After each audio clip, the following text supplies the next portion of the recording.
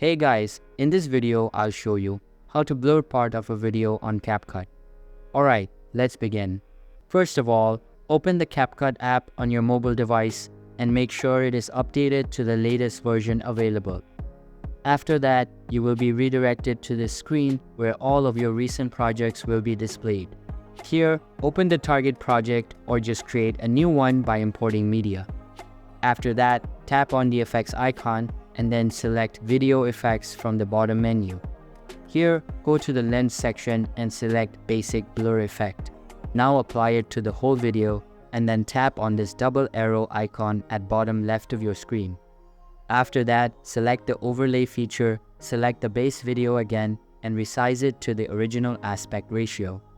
Once done, select the base layer or the unedited layer, then go to the Mask feature and select any one.